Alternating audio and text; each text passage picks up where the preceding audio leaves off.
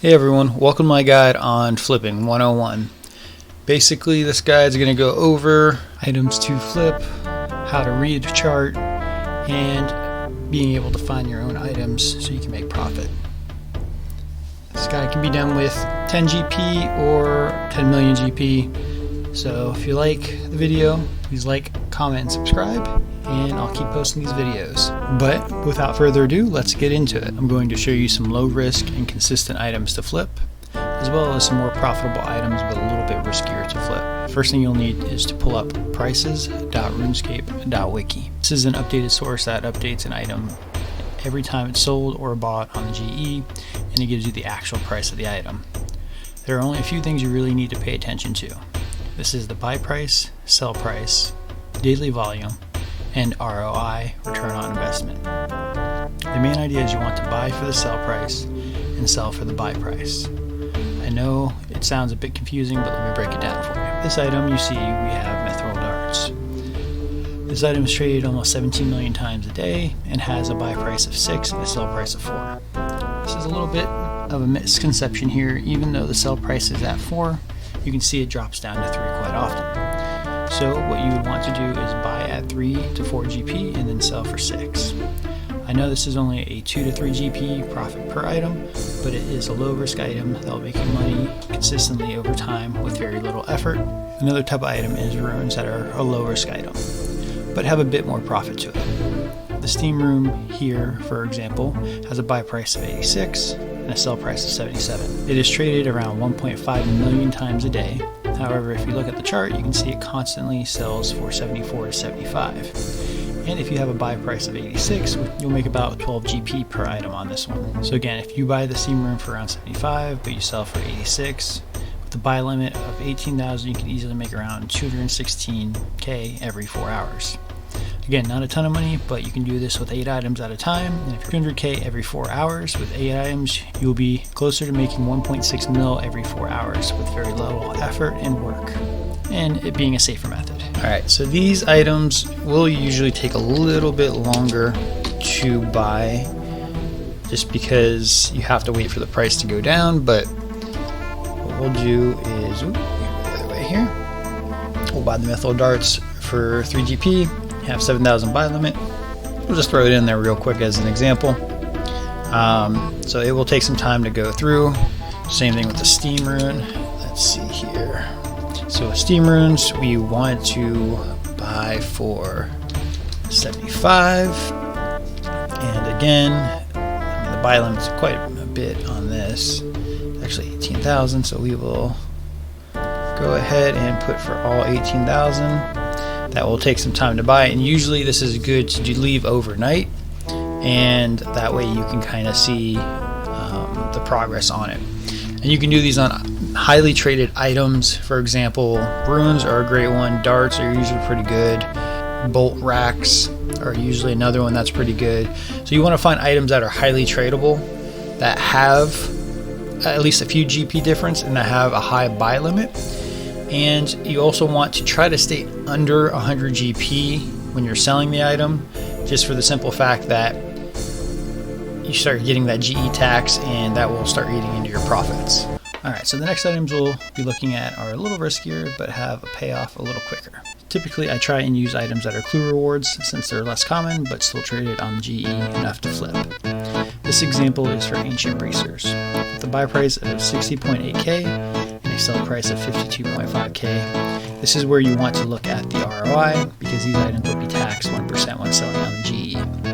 The ROI is at 16.09%, so in reality, you'll receive around 15% profit on this item if you sold for 60K and paid 52K for it. The idea behind these items is that you consistently flip them every 15 to 20 minutes for a quick turnaround profit. Whenever an item isn't buying or selling, check the buy and sell price again and change accordingly. Someone may be trying to undercut you, and if they have an item that's lower price, they'll get the sale before you. Typically what I would do is I would go a little bit under the buy price when selling it. So for example, if it's 60.8K, I may put it in for 59K or 60K flat. That way it gives me still a good amount of profit, but a higher chance of selling. Alright, so with this item, what you want to do is don't want to hit the buy limit right away because realistically 8 of them selling all at once when there's only 200 traded a day isn't very likely. So what we'll do is we will go ahead and put in a little bit above the sell price. So since it's 52,215, we'll do just say 53K, and then we'll add a couple there, and then we'll buy 3 and see if that will go. These won't take as long as the higher quality items just because they are not as often used, but they will be selling. So you may have to be a little patient on this, usually about 10-15 minutes.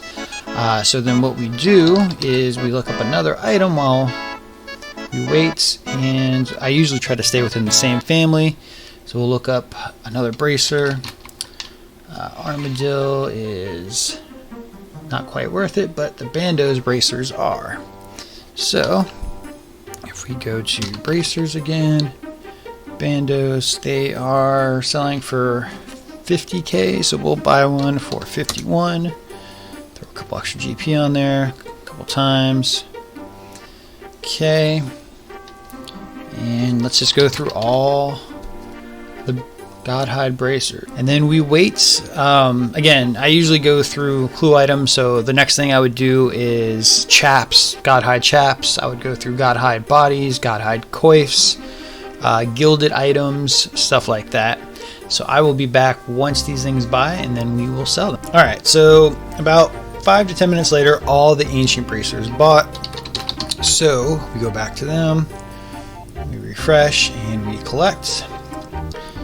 So then we would want to sell 60K, but a little bit, and those usually sell a lot quicker than they buy. So then we go to Bandos. So we bought those, and then what we'll do is we will sell for 59,500. Drop that a little bit, and now we wait again. Like I said, usually it takes 0 to no time to sell these, but we'll have to wait a second here. Alright, so checking on these. Looks like we sold the Ceradomin for 45K. Bought a couple more. Let's just collect everything real quick. And we will cancel these just for the simple fact that they aren't buying. And we will get into selling these. Alright, so a quick little flip. Let's see here. So we bought 2 Bandos Brazers, 100K, sold them for 117. We made roughly about 13K there, and same thing with the ancient ones. We paid basically 160K, sold them for 178, so a nice little 18K there. And then the Ceradoma bracers we bought for 37. We sold one for 45, so we're making a little bit of profit on that as well. And then the other ones we're just going to let sit and give it another 15-20 minutes and see how it looks. So basically the idea behind these items is that you are constantly flipping them every 15 to 20 minutes for a quick turnaround profit. Whenever an item isn't buying or selling, check the buy and sell price again and change accordingly. Someone may be trying to undercut you, and if they have an item that's a lower price, they will get the sale before you. So you constantly have to be checking on this. This is not an AFK flipping one. This is a guide on if you wanted to consistently flip and make money, and you can do these on items all day long. Another item I like to flip is items that can be combined. These are typically cheaper items individually, and then when you combine them, it makes a more expensive item. So for an example, we will use the Odium Ward and Malediction Ward. You need all 3 pieces to make the ward. However, all 3 pieces are cheaper than the combined value of the ward once it's combined. So for example, you would buy Malediction Shard 1, 2, and 3, and then you would make it in the wild and then turn around and sell the ward and the GE for a profit. This can be done with multiple items. You can do this with Dragon Fire Shields, with Visages. You can do this obviously with the Odium Ward, Malediction Ward. You can do this with the Venenator Bow since you need 5 shards to make that.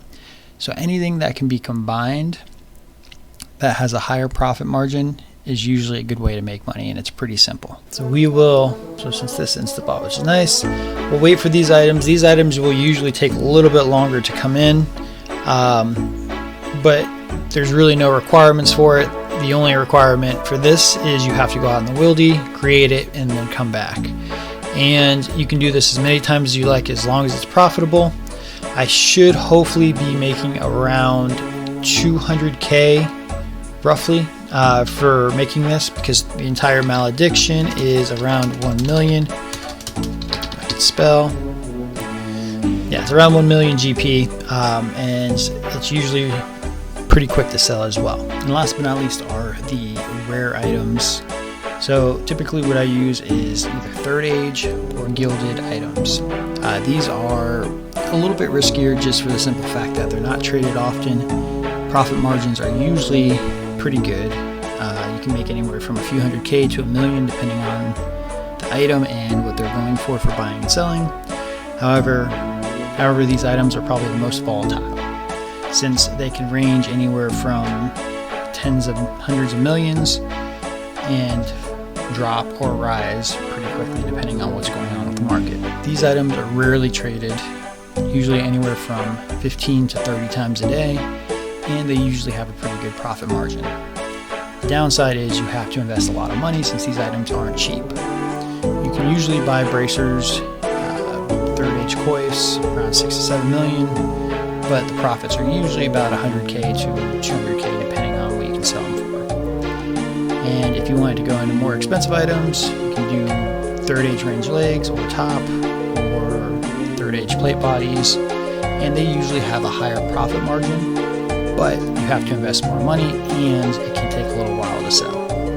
Usually what I like to do is I would put an offer overnight at a little bit lower than what it's been selling, and then if it comes in the next morning, turn around and sell it for a good profit.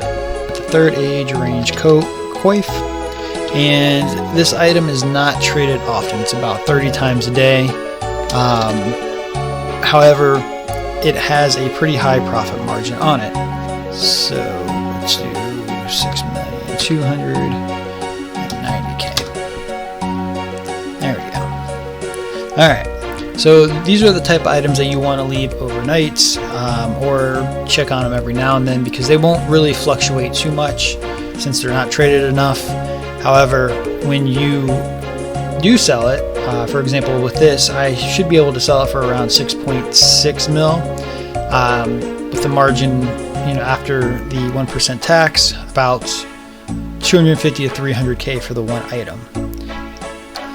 Alright, so while we were waiting, we got all the malediction pieces, and basically in order to forge this, you need to head on out to the wilderness, and you have to go to the wilderness volcano, which is all the way out here.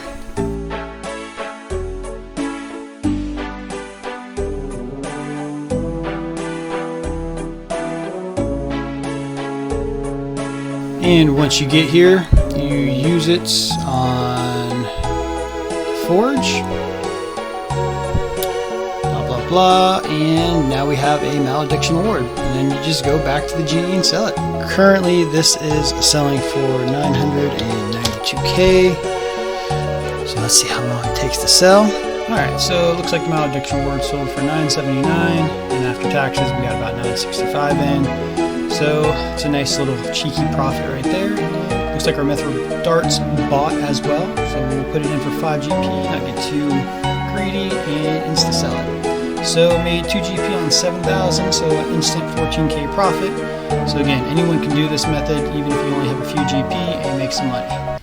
Alright, so here's a little update. We bought the bracers for 7.4, or sold the braces for 7.4, and we also sold the steam runes as well for 85.